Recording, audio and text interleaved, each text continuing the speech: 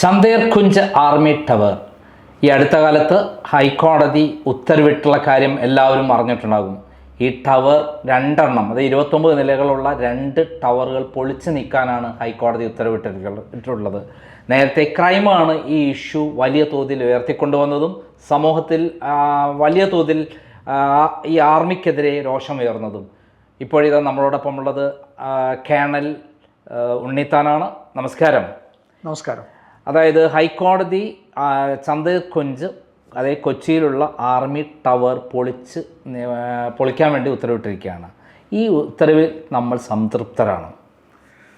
Mister Nandakumar, ഞാൻ ആദ്യമായിട്ട് നിങ്ങൾക്ക് നിങ്ങളുടെ സ്റ്റാഫിനും ചാനലിനും നന്ദി പറയാൻ അഗാധമായ നന്ദി.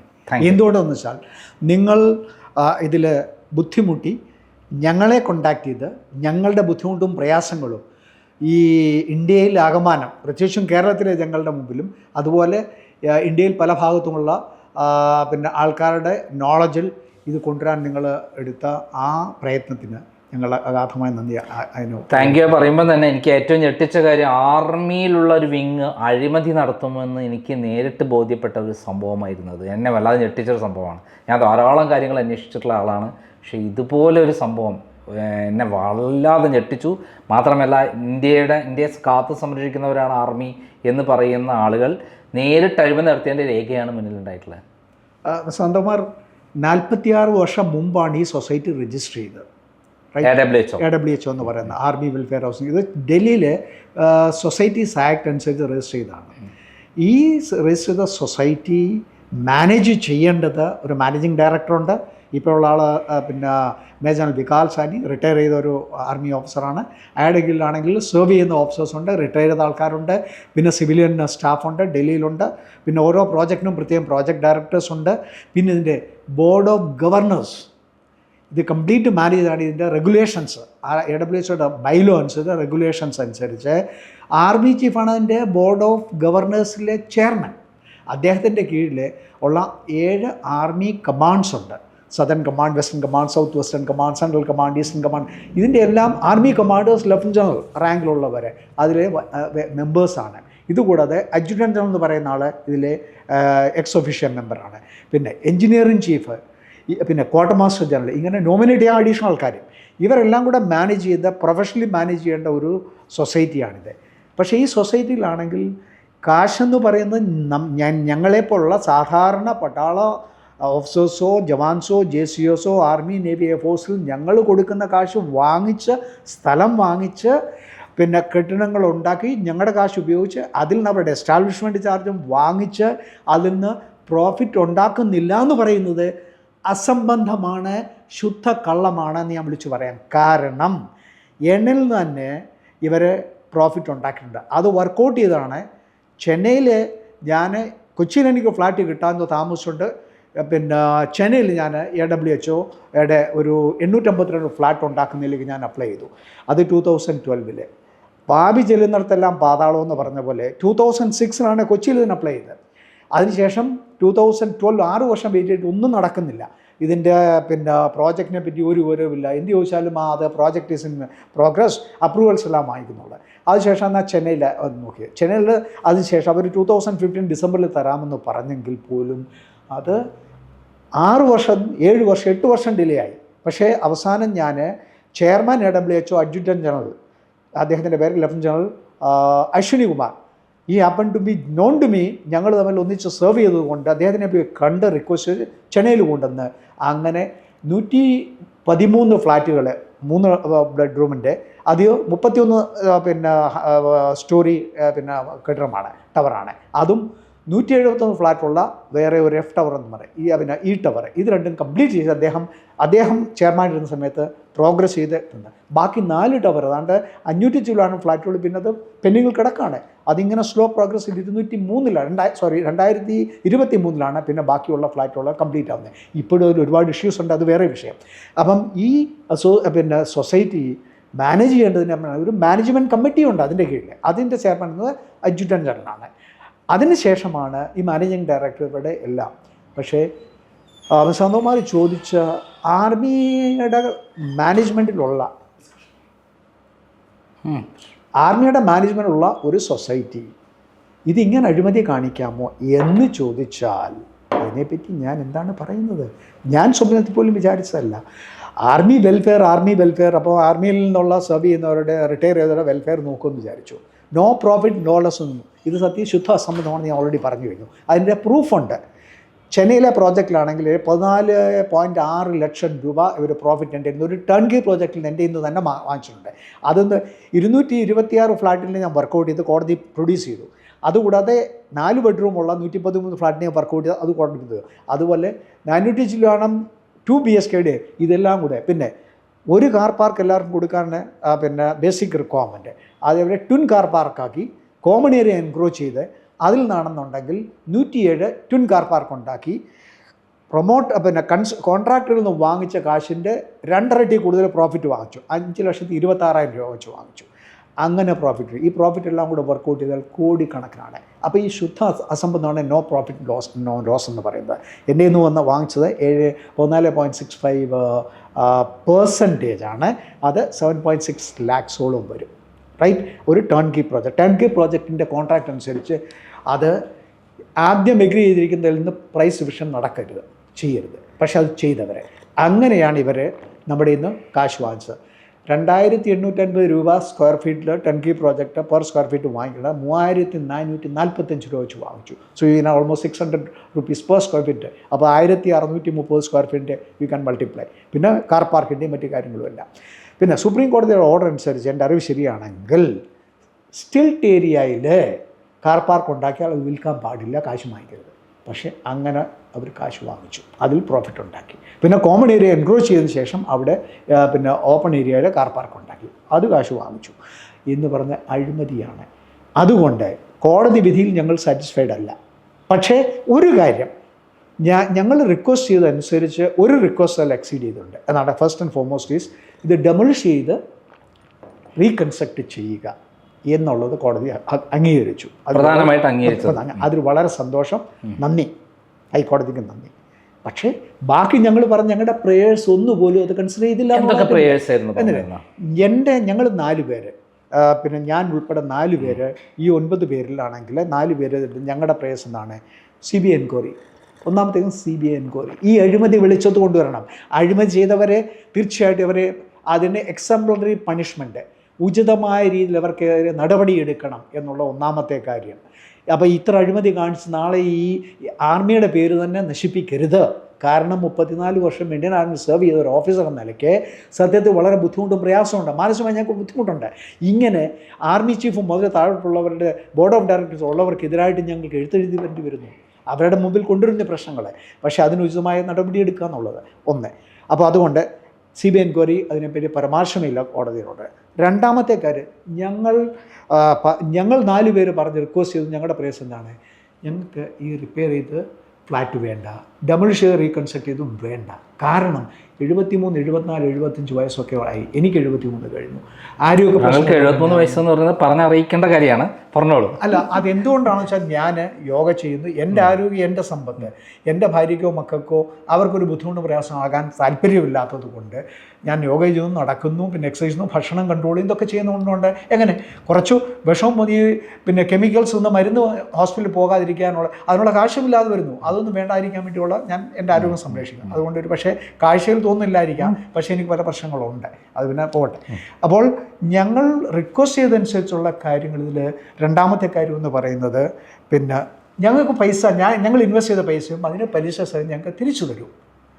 അത് റിയൽ എസ്റ്റേറ്റ് റെഗുലേറ്ററി ആക്ട് അനുസരിച്ച് 2006 ആക്ട് അനുസരിച്ച്, കേരള റിയൽ എസ്റ്റേറ്റ് റൂൾസ് അനുസരിച്ച് 2018, 2021 അനുസരിച്ച് ഞങ്ങൾക്ക് തരേണ്ടതാണ്. അതിന് ഞങ്ങൾ റിക്വസ്റ്റ് ചെയ്ത് അതിനെപ്പറ്റി ഒരു പരാമർശമില്ല. ഞങ്ങൾ റിവ്യൂ പോയിരിക്കുകയാണ്. അതിനുണ്ട് തീർച്ചയായിട്ടും കോടതി, ബഹുമാനപ്പെട്ട കോടതി ഈ പിന്നെ അത് ഇഷ്യൂ ചെയ്ത ഓർഡർ റിവ്യൂ ആണ്.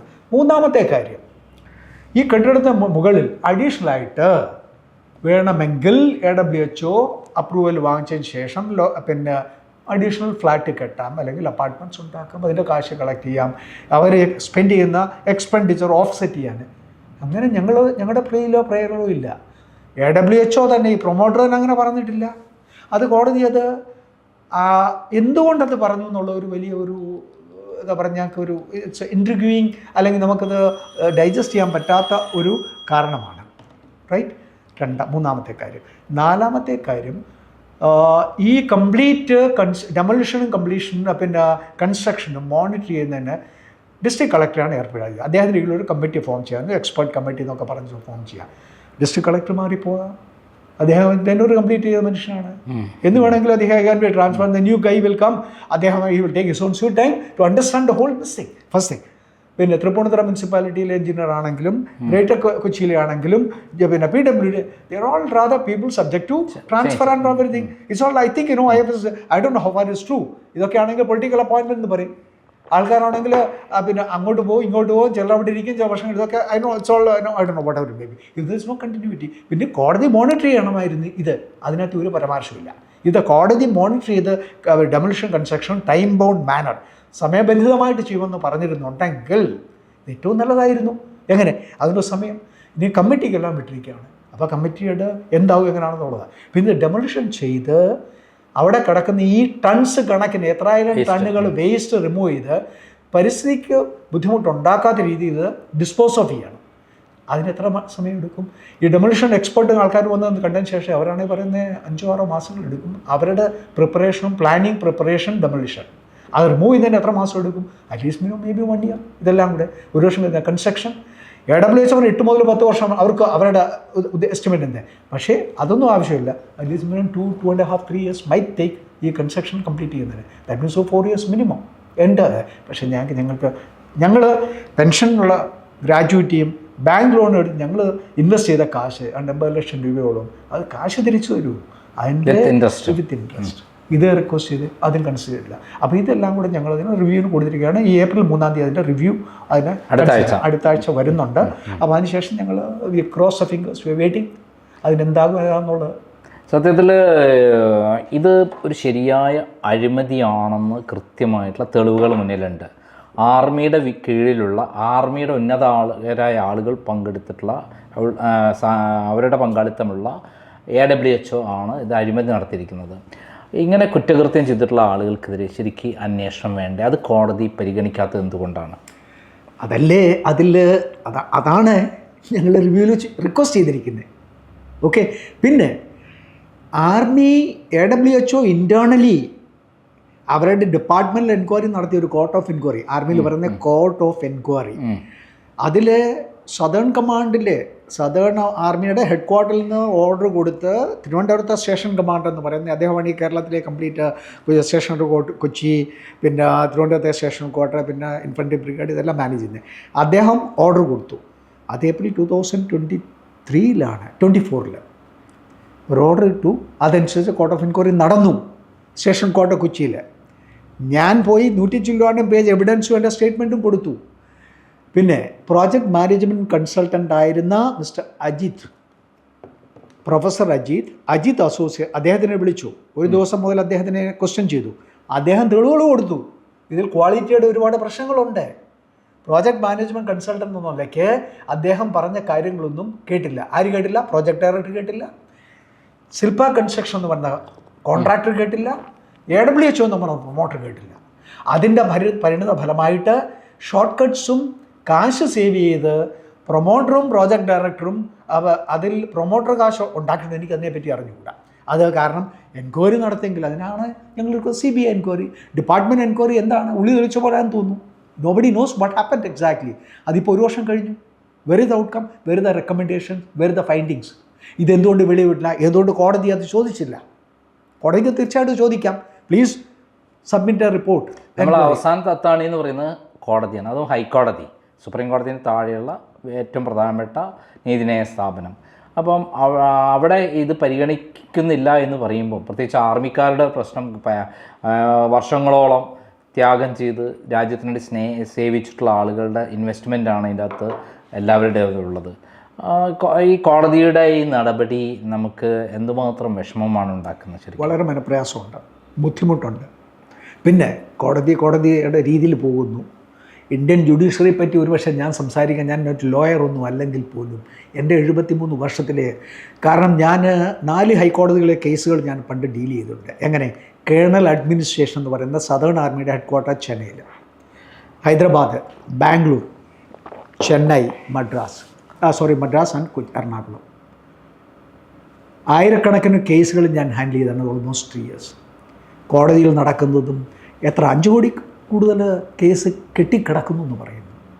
ഇതിന് സമയബന്ധിതമായിട്ടൊന്ന് തീർക്ക് കൽപ്പിക്കുന്നതിന് സുപ്രീം കോടതിയുടെ ചീഫ് ജസ്റ്റിസ് മുതലേ ഞാൻ ഈ ചാനൽ കൂടെ റിക്വസ്റ്റ് ചെയ്യാണ്. ഇന്ന് ഈ നിയമ സംഹിതയ്ക്ക് ചെയ്യാവുന്ന ഏറ്റവും വലിയ കാര്യമൊന്നും അതാണ്. കെട്ടിക്കിടക്കുന്ന ഈ കേസുകൾ സമയബന്ധിതമായിട്ട് എങ്ങനെ ഇത് തീർപ്പ് കൽപ്പിക്കാൻ പറ്റും. ക്രിമിനൽ കേസ് ആണെങ്കിലും വേണ്ട, സിവിൽ കേസാണെങ്കിലും വേണ്ട, ഏത് കേസസ് ആണെങ്കിലും വേണ്ട, സുപ്രീം കോടതിയും അതിൻ്റെ താഴെ. Why cannot do it?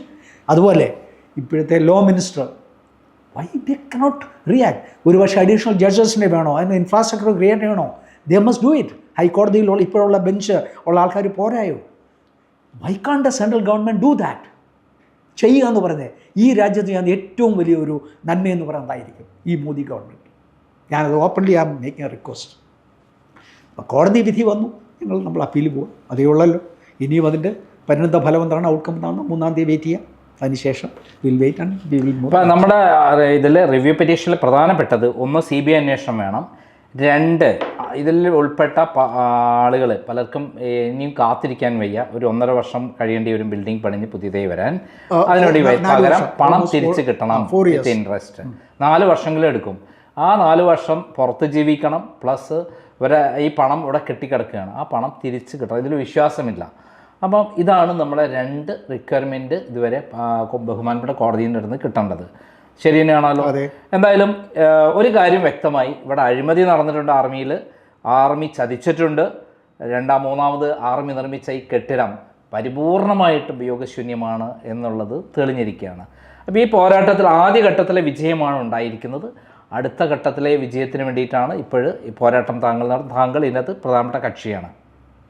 അതെ, കാരണം 2018 മുതൽ നന്ദകുമാർ ഈ ഭയങ്കര ഞങ്ങൾ ടേക്ക് ഓവറിന് ശേഷം നമ്മുടെ മഴ നമ്മുടെ മൺസൂൺ തുടങ്ങിയ സമയത്ത് ബേസ്മെൻ്റ് എല്ലാം വെള്ളം ലീക്ക് ചെയ്ത് കാറ് പാർക്ക് ചെയ്യുന്നതെല്ലാം പിന്നെ 1 അടി 2 അടി വെള്ളമായി. ഞാൻ കണ്ടു അന്ന്. അതിപ്പോഴാണ് കണ്ടത്. പക്ഷേ അന്നത്തെ ഫോട്ടോമെട്രി കാര്യം പക്ഷേ നിങ്ങൾ കാണിച്ചു കാണും. പക്ഷേ അന്ന് മുതലുള്ള പ്രശ്നം അന്ന് പറഞ്ഞു ഇതിനൊക്കെ ആക്ഷൻ എടുക്കണം, ചെയ്തില്ല. അന്നത്തെ പ്രോജക്റ്റ് മുരളീധരൻ നായർ സത്യത്തിൽ അയാൾ കൊച്ചിയിലും അയാൾ കോട്ടയത്തിനടുത്തെങ്ങാണ്ട് വീടിനടുത്തെങ്ങാണ്ട് 2 ഇൻഡിപെൻഡൻറ്റ് വീടുകൾ 1.5 കോടി രൂപയ്ക്ക് ഉണ്ടാക്കി എന്നുള്ള letter project management consultant mister Ajith എഴുതിയ ലെറ്ററിൻ്റെ ഡേറ്റ് 17 February 2023. ഇത് പബ്ലിക്കിലാണ്, ഞാൻ കണ്ടു. അത് ഞാൻ കോടതി പ്രൊഡ്യൂസ് ചെയ്തു ലെറ്റർ. അതുപോലെ പിന്നെ ഈ ലെറ്റർ അദ്ദേഹം ഡൽഹിയിൽ അയച്ചിട്ടുണ്ട്. ആ പ്രോജക്റ്റ് ഡയറക്ടർക്ക് എഗൻസ്റ്റ് എന്ത് ആക്ഷൻ എടുത്തു ഇന്ന് വരെ? ഇതിൽ കറക്റ്റ് പോകുമ്പോൾ താങ്കൾ ഇതിൻ്റെ അകത്ത് ആദ്യം മുതൽ അവസാനം വരെയുള്ള എല്ലാം അറിയുന്ന ഒരാളാണ്. ആരാണ് ഇതിൻ്റെ അകത്ത് അഴിമതി നടത്തിയിട്ടുള്ളത്? ഇതിൽ യാതൊരു സംശയവുമില്ല, ഈ പ്രോജക്റ്റ് ഡയറക്ടർ മുരളീധരൻ നായർ എന്ന് പറയുന്നത്. 1, ഈ ശില്പ കൺസ്ട്രക്ഷൻ എന്ന് പറയുന്ന കമ്പനിയും ഇവർ 2 കൂടെ ഹാൻഡ് ഇൻ ഗ്ലൗ എങ്ങനെ ഷെയ്ക്ക് ഹാൻഡ് കൊടുത്ത ഇവർ 2 മനഃപൂർവ്വം. 3ാമത് AWHOയുടെ മാനേജിംഗ് ഡയറക്ടർ നേരത്തെ ഇരുന്ന ഒരാളുടെ ഹിസ് നെയിം ഈസ് ഒരു Sikh gentleman, what is name I am forgetting, I tell you. അതിനുശേഷം കൂടാതെ അന്ന് ഡയറക്ടർ പ്ലാനിംഗ് ആയിട്ടിരുന്ന ഒരു colonel Atul Mohan, contract retirement ശേഷം കോൺട്രാക്ടർ ഡയറക്ടർ പ്ലാനിംഗ്. ഈ MD നായർ മുരളീധരൻ നായരും അതുൽ മോഹൻ അന്നത്തെ MD റൈറ്റ്, ഇവർക്കെല്ലാം ഇതിൽ പങ്കുണ്ട്. ഇതുകൂടാതെ അതിനുശേഷമാണ് ഇപ്പോഴുള്ള പുതിയ MD വന്നത് 2022-ലാണ്, അത് സംശയമൊന്നുമില്ല. പക്ഷേ 2018-ലെ പ്രോജക്റ്റ് കംപ്ലീറ്റ് ചെയ്തു എന്ന് പറയുന്നു, പക്ഷേ ഇൻകംപ്ലീറ്റ് ആണെന്നും. ഇതിനെതിരായിട്ട് ഞാൻ FIR ലോഡ്ജ് ചെയ്തു. FIR ലോഡ്ജ് ചെയ്ത മരട് പോലീസ് സ്റ്റേഷനിൽ ഞാൻ കംപ്ലയിൻറ്റ് കൊടുത്തു. 1 വർഷം എടുത്തു ആ FIR ലോഡ്ജ് ചെയ്യാൻ. ചെയ്തില്ല. ഡൽഹിയിൽ നിന്ന് വിളിച്ചു, കമ്മീഷണറെ വിളിച്ചു എന്നൊക്കെയാണ് എൻ്റെ അറിവ്. ചെയ്തില്ല. ഞാൻ കമ്മീഷണറെ പല പ്രാവശ്യമുണ്ട്, പല കമ്മീഷണറെ കണ്ടു, പ്രോഗ്രസ് ഇല്ല. പിന്നെ ഇവിടെ DGPക്ക് ഇമെയിൽ അയച്ചു. അവസാനം അദ്ദേഹത്തിൻ്റെ ഇൻ്റർവെൻഷൻ മുതൽ കൊണ്ടാണ് FIR ലോഡ്ജ് ചെയ്തത്. FIR ലോഡ്ജ് ചെയ്തതിന് ശേഷം ജൂൺ 2024 ചെയ്തു. ഇപ്പോൾ 1 വർഷമാകാൻ പോകുന്നു. കേസ് ചാർജ് ചെയ്തിട്ടില്ല. എൻ്റെ സ്റ്റേറ്റ്മെൻറ്റ് മാസ്റ്റർ എഴുതി എവിഡൻസ് കൊടുത്തു, നോട്ടറൈസ് ചെയ്ത ഡോക്യുമെൻറ്റ്സ് കൊടുത്തു. പക്ഷേ ഈ എൻക്വയറിയുമായിട്ട് AWHOയുടെ ഉന്നത അധികാരത്തിൽപ്പെട്ട ആൾക്കാരെ സസ്പെക്റ്റഡ് FIR പറഞ്ഞവരെ സഹകരിക്കുന്നില്ല, റൈറ്റ്? എന്നിട്ട് ഈ FIR സ്ക്വാഷ് ചെയ്യണമെന്ന് പറഞ്ഞുകൊണ്ട് ഇവരെ ഹൈക്കോടതി ഇപ്പോൾ കേസ് ഫയൽ ചെയ്തിരിക്കുകയാണ്, പ്രതികളെന്ന് കരുതുന്നവരെ, റൈറ്റ്? ആ FIR സ്ക്വാഷ് ചെയ്യണം. അതിനിടെ ഞാൻ കൗണ്ടർ അഫിഡവിറ്റ് ഫയൽ ചെയ്തിരിക്കുകയാണ്. അത് case it has to come up for hearing. അതിൻ്റെ ആർഗ്യുമെൻറ്റ്സ് എല്ലാം വരണം, റൈറ്റ്? ഒന്ന് ആലോചിച്ച് നോക്കി, അവർ സഹകരിക്കുന്നില്ല, ഇവർ റിട്ടയർ ചെയ്ത് കഴിഞ്ഞു. എന്നെപ്പോലെ അവരും റിട്ടയർ ചെയ്തവരാണ്. ആരാണെങ്കിലും ഇന്ത്യൻ നിയമത്തിനുള്ളിൽ വരും, പട്ടാളക്കാരായാലും. പക്ഷേ പട്ടാളക്കാർ ആർമി, നേവി, എയർഫോഴ്സ് സർവീസിൽ ഇരിക്കുമ്പോൾ യൂണിഫോം ഇടുമ്പോൾ ഞങ്ങൾ ആർമി ആക്ടിനുള്ളിൽ വരും. ഇൻ അഡീഷൻ ടു സിവിൽ നിയമങ്ങൾ, നേവൽ ആക്ട് വരും, എയർഫോഴ്സ് ആക്ട് വരും. ഇത് അഡീഷണൽ ആയിട്ട്, റൈറ്റ്? ഇന്നതില്ല. റിട്ടയറിന് ശേഷം we are all same civilian citizens of India. അതനുസരിച്ച് ഈ റിട്ടയർ ചെയ്ത അന്നത്തെ പിന്നെ ആർമി ചീഫാണോ, അന്ന് മാനേജിങ് ഡയറക്ടറാണോ, പിന്നെ അന്നത്തെ പിന്നെ എന്താ പറയുക അഡ്ജുറ്റന്റ് ജനറൽ ആണോ, പ്രോജക്റ്റ്, ഇവരെല്ലാം ഉത്തരവാദികളാണ്. ഇവരെ എല്ലാവരെയും ക്വസ്റ്റ്യൻ ചെയ്ത് അവരുടെ സ്റ്റേറ്റ്മെൻറ്റും അവർക്ക് പറയാനുള്ളത് കേട്ട് ഒരു CBI എൻക്വയറി മാത്രമേ ഇത് വിളിച്ചു കൊണ്ടുവരാൻ പറ്റുകയുള്ളൂ. ഈ പോലീസിനെ കൊണ്ട് പറ്റത്തില്ല, right? They have got limitations. കൂടാതെ ഡിപ്പാർട്ട്മെൻറ്റ് എൻക്വയറിയുടെ ഇന്ന് വരെ കഥകൾ വെളിയിൽ വന്നിട്ടില്ല. അതും വെളിയിൽ വന്നാൽ ഒരു പക്ഷേ കുറച്ചൊക്കെ ഇൻഫർമേഷൻ നമുക്കറിയാം. അതായത് RTIയിൽ ആർമി ഹെഡ്ക്വാർട്ടറിലാണ് RTI അയക്കാൻ പോവാണ്. അത് ഇതുവരെ വെളിയിൽ കൊണ്ടുവന്നുണ്ട്. അതിൻ്റെ കോപ്പി എനിക്ക് വേണമെന്നുണ്ട്. ഇതിനെ let me wait and watch how things are going to unfold. എന്നാലും ഞെട്ടിക്കുന്ന ആർമിയിലെ തട്ടിപ്പിൻ്റെ അഴിമതിയുടെ വിവരങ്ങളാണ് പുറത്തു വന്നിട്ടുള്ളത്.